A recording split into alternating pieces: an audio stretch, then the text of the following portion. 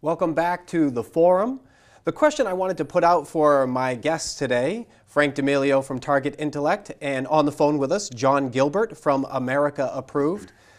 Today we've been discussing the concept of buying electricity in a deregulated market. And it seems as though there's no reason whatsoever why a company wouldn't go down this path for buying electricity in a deregulated market. Frank, are you getting that from? I completely get that. It's a win-win situation. It's a no-risk situation.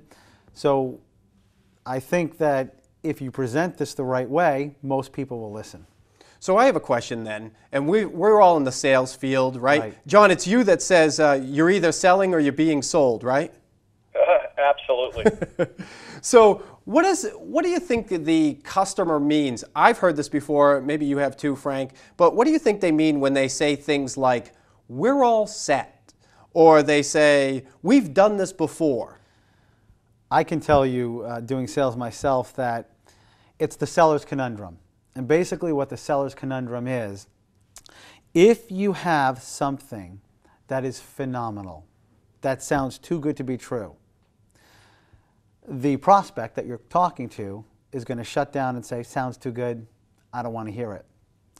If, however, you have something that's not too good to be true, that's reasonable, and you call them and you tell them about this, the challenge is, I don't have time to talk to you. Maybe it's decent, but I don't have the time right now, I don't want to be sold. So it's the seller's conundrum where it's a challenge, because either way, it's almost like it's hard to get through to that individual. That's the challenge. Have you come across those objections? I guess that's what they are, right, Jon? There's no question that, and I think it's just sometimes that's out of fear. When someone doesn't know what you're really talking about, that's when you have to kind of get into the you have to educate them, get into that mode, and make sure that they understand the process and what you're actually doing there. I always found it that that if a customer kind of wanted to brush you off, it's a lot of times, especially in this industry, being new in a lot of markets, they don't understand it. Again, as I said earlier, a lot of people think that we're changing the poles. Are you going to be running new wires down the street? No, we're not. Educate the client, and 9 times out of 10, it'll work in your favor. The trick is to get the opportunity to educate the client, to get them to listen to you. And I think what Jon's talking about is definitely correct. I would think as a consumer, well, if something breaks, if I don't have my electricity now, am I a second-class citizen? Or am I just like everybody else? Do they send somebody else? Do they outsource this? And you're telling me that it's not that way. It's the same maintenance and all that. But I think the challenge is, how do you get the person to listen? And what I would offer you is, sometimes you should just be direct and say, look, I don't want to waste your time. If I could show you a way to cut your electric bill by, and I'm just making this up because I'm not in your industry, but 15%. If I can cut your bill by 15%, would you consider taking a look at that? Because that's a very soft phrase, isn't it? Not would you consider buying it, would you consider going with us, would you consider meeting me for lunch, but simply, would you consider taking a look at that? That's a very hard thing to say no to. That's true. And if you're on the phone and you get hit with the, we're all set, my first reaction is, oh, are you going out of business? That's funny. I mean, you might get the right person, they'll giggle at that. Right. Yeah. Although, do you think that's potentially they're going to be insulted, or they might be offended? Some people will. Some people would be insulted, but that's the game. That's the game of sales. You have to pick what gives you the best ratio and fits with your personality. Absolutely. I know that sometimes I will simply ask, when you say you're all set, what exactly do you mean by that? And I don't say it in a smarmy kind of way. Sure. But what exactly do you mean by that?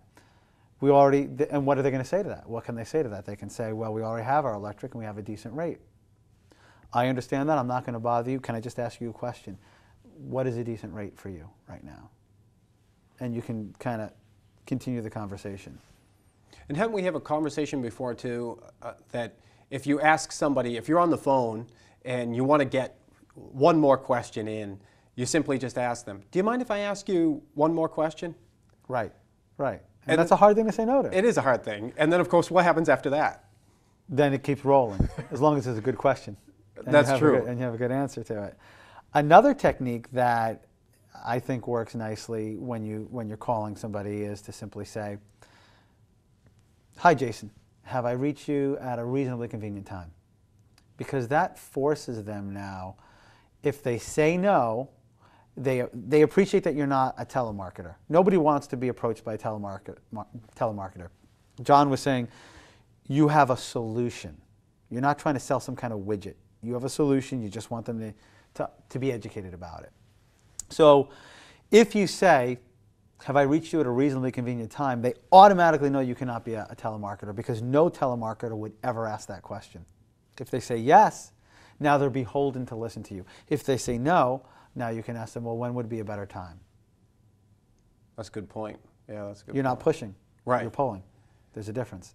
There is a difference. Yeah, there is a difference. I think that you're right, though, when you say we're just trying to get in front of them to educate. Right.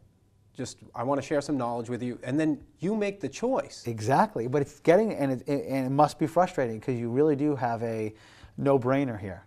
You have a no-brainer. We can save you money. It's this simple. It's deregulation. It's not magic. But you and I had this conversation before, too. You could literally stand at a trade show, at any trade show in any industry, and have white envelopes, each with a $100 bill inside. And as people walk by, you can basically say, "Hey, here's a $100 bill, just take it." And many of the people would walk right by.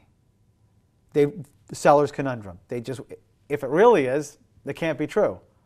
And if it's reasonable, well, then it's reasonable, but there's some kind of catch to it. And that's what you need to overcome. Yeah, they're not going to take my $100. No, they won't. People, you can, literally, sometimes you cannot. What you guys do is really giving money away. You're giving money to them. You're giving them $10,000 or $1,000 a month, whatever it is. But you got to get through to them, and that's the secret. John, do you have any other techniques or on the phone type of thing for any type of salesperson? Any experience of your own? Did I lose you, John?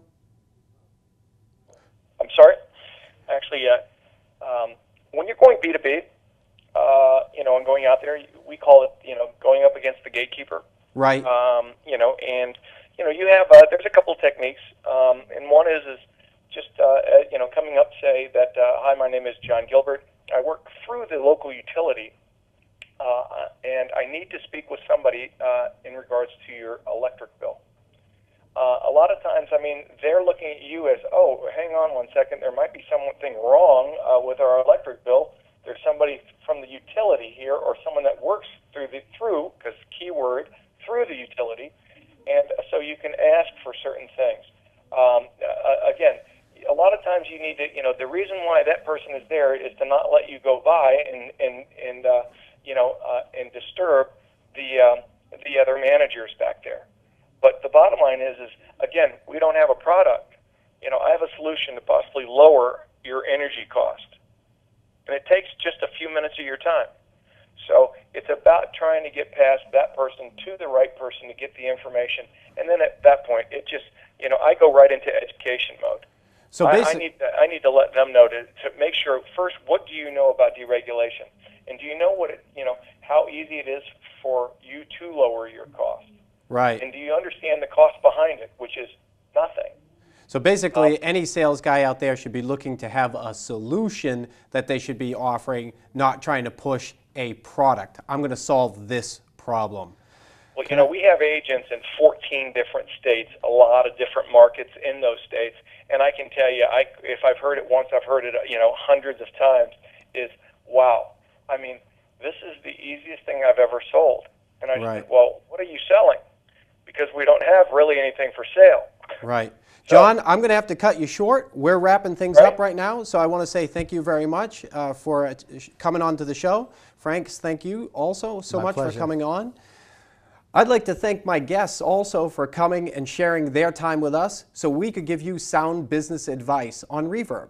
I'm your Reverb host, Jason Kallio. Remember, a verb is an action, and knowledge not applied is useless. So, what action are you going to take now? It is a choice. Thanks for watching.